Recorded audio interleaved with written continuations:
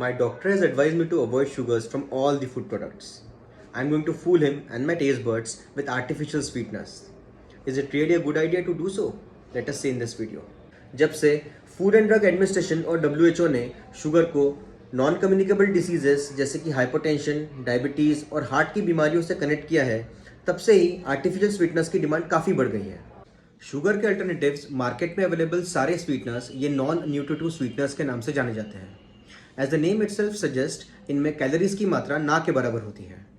ये non nutritive स्वीटनर्स दो कैटेगरीज में डिवाइड होते हैं, आर्टिफिशियल और नेचुरली डिराइव्ड। एस्पार्टेम एक आर्टिफिशियल स्वीटनर है जिनके सेल्स सारे स्वीटनर्स के सेल्स में से 75% को ऑक्यूपाई करते हैं। एस्पार्टेम ये मार्केट में अवेलेबल काफ़ी चीज़ों में यूज़ होता है। ये हाई टेम्परेचर्स में अनस्टेबल होने के कारण इसका कन्वर्शन फिनिल एलानिन नाम के कंपाउंड में होता है और इसीलिए जिन लोगों को फिनिलकीटोन्यूरिया नाम का डिसीज़ है, इनके लिए एस्पार्टेम का सेवन हानिकारक होता है। इसके विपरीत स्टेविया ये नेचुरली डिराइव्ड कंपाउंड होने के कारण दुनिया में काफ़ी पॉपुलर हो रहा है और लोगों का टेबल टॉप स्वीटनर बन चुका है।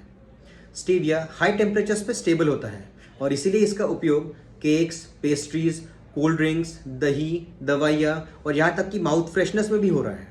रिसर्च के अनुसार नॉन न्यूट्रिटिव स्वीटनर्स ये सिर्फ दो ही कंडीशंस में कुछ हद तक रिकमेंडेड है। पहला डेंटल केरीज को प्रिवेंट करने के लिए और दूसरा सीवियर ओबेसिटी में कुछ हद तक वेट लॉस करने में। डेंटल केरीज में non nutritive sweeteners non caloric होने के कारण बैक्टीरिया की ओवरग्रोथ नहीं होने देते। और रही बात ओबेसिटी की, तो इनिशियल वेट लॉस में भले ही वो कार्यरत हो, लेकिन long term weight loss maintain करने में नॉन न्यूट्रिटिव स्वीटनर्स इतने बेनिफिशियल नहीं है। भले ही ग्लोबल मार्केटिंग स्वीटनर्स को शुगर के एक हेल्थफुल अल्टरनेटिव्स के तौर पर प्रमोट करते हैं, फिर भी it is not advisable to use artificial sweeteners to reduce weight और मेंटेन वेट लॉस। एक बहुत बड़े मेटा एनालिसिस ने आर्टिफिशियली स्वीटेंड बेवरेजेस जैसे कि कोल्ड ड्रिंक्स, कोल्ड कॉफ़ीज़ और कुछ अल्कोहल्स को हार्ट के प्रॉब्लम्स और ओवरऑल मोर्टिलिटी से कनेक्ट किया है। उसी तरह आर्टिफिशियली स्वीटेंड बेवरेजेस का लॉन्ग टर्म में ज़्यादा सेवन करने से लिवर प्रॉब्लम्स और अतड़ियों के प्रॉब्लम्स भी पाए गए हैं।